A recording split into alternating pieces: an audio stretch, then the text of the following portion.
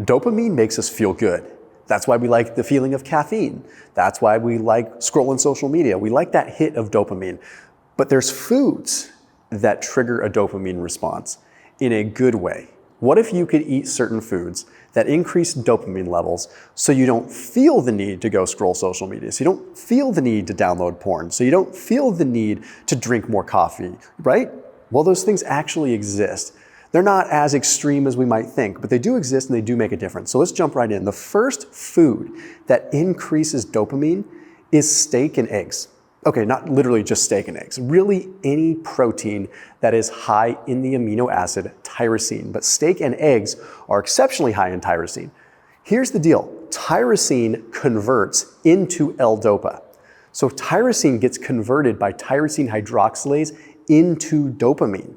That's what's wild. There was even a study published in Psychiatry Research that demonstrated that protein intake was directly correlated with fluid intelligence, episodic memory, and working memory. These are very clearly linked with dopamine. That's why when you look at certain neurodegenerative conditions and things like Alzheimer's, where there's like a dopamine issue, these things take a hit, right?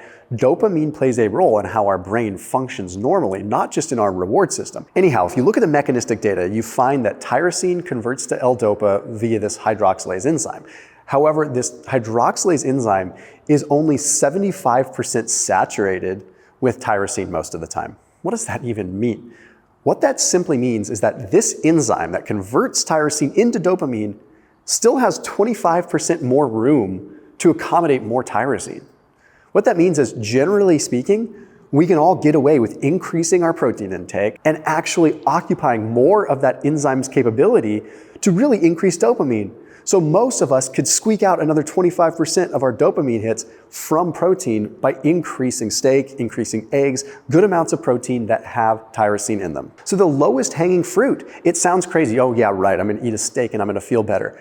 Just try it, trust me, like do it for a week. Increase your protein intake and see if your overall mood increases, see if you have more impulse control. It's pretty wild. This next one comes from some research published in Psychopharmacology, and we're looking at the gut effect, specifically with kimchi. Okay, check this out. So first off, we can see research that demonstrates that a gut dysbiosis, like totally disrupted gut, does directly impact dopaminergic transmission. So we can see that a compromised gut affects the gut-brain axis and directly affects dopamine production and the whole entire transmission.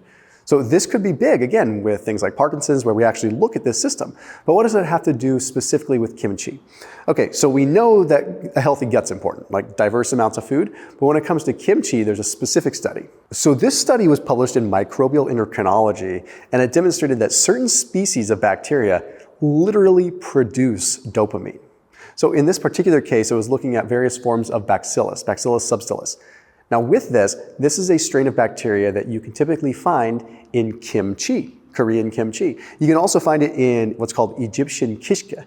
Now, I wouldn't recommend that one as much because it's pretty high carbohydrate. That's like a flour yogurt mix, but the whole idea is it still has this garlic fermentation, this dairy fermentation. In the case of kimchi, you've got garlic and you've got cabbage that are kind of fermenting. So you produce this specific kind of bacteria. Now, do we have huge observational data that says, okay, if you eat this kimchi, you're gonna produce X amount of dopamine? No, we're not there yet, but we have mechanistic data that makes it pretty intriguing. And at the end of the day, you at least benefit your gut bacteria, and we do have pretty solid links with a more diverse gut microbiome and dopamine production. People are probably going to ask with this if a probiotic would help with this kind of situation. The bottom line is, it's really specific strains as far as direct dopamine production, but when you're trying to actually just benefit your gut microbiota in general, then sure, probiotics do come into play. I went ahead and popped a link down below for the one that I typically recommend.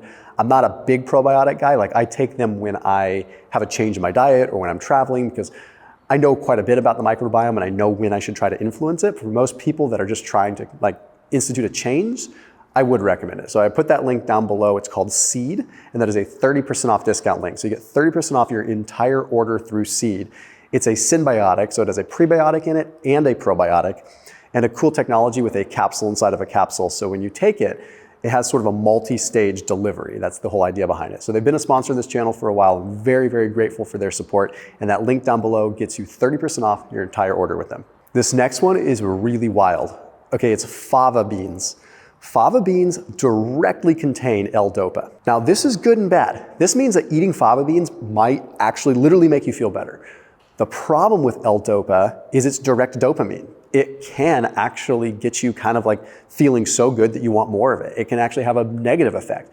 But what's interesting about fava beans is they also contain C-DOPA, which kind of acts as an alternative. So because you have L-DOPA and C-DOPA, basically you get to have your cake and eat it too. So it can directly increase your dopamine levels. And we've seen this in research, so much so that they've even said in research that DOPA coming from things like fava beans could help people with Parkinson's disease.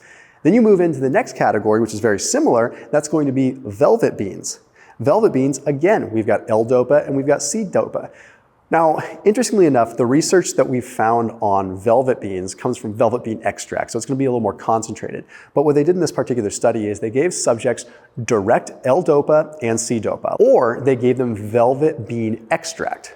They found that the velvet bean extract ended up absorbing faster and ended up driving a 110% increase in L-DOPA levels over the direct L-DOPA and C-DOPA. So velvet bean extract seems to absorb fast and it peaks higher than even the direct L-DOPA. So there's some promising stuff going on there, and I think we need to look at it more. We've known about fava beans for a while, but this whole velvet bean thing, that's pretty promising new stuff. Next one is one that I love because I'm a huge dark chocolate guy, but this is weird.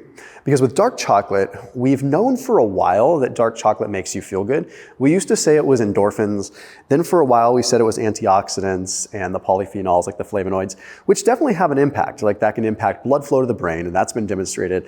It can also have neuroinflammatory modulation effects, so it can reduce inflammation in the brain, which certainly make you feel good.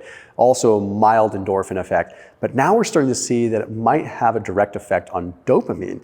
For one, chocolate has tyrosine in it. Okay, we've established earlier that tyrosine can impact dopamine. But what we're starting to see now is that there's epicatechins in dark chocolate that can actually elevate tryptophan hydroxylase. So what does this mean? Well, remember how we talked about hydroxylase being the enzyme that converts tyrosine into dopamine. Okay, so now we have more of the enzyme to actually turn it over. So we have dark chocolate, which contains tyrosine in the first place, plus it increases the enzyme that converts tyrosine into dopamine. So you have a double whammy effect.